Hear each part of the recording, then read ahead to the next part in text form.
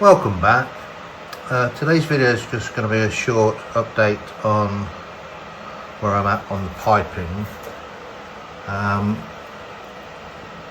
This is quite a tricky job to do with the soldering and getting things in the actual position, and what we're ready for now is making the carburettor. Now the carburettor is going to be designed by Barry Caudle in Australia.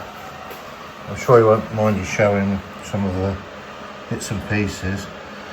Now I was thinking about making two carburettors, but I thought I'm going to stick with the original design, and if I come across problems I can always make another one.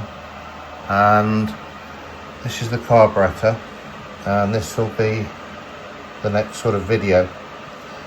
Now I've never made a carburettor before, I've only just worked out how they work, so next video will be all about making this, and any mistakes that I make you shall see them.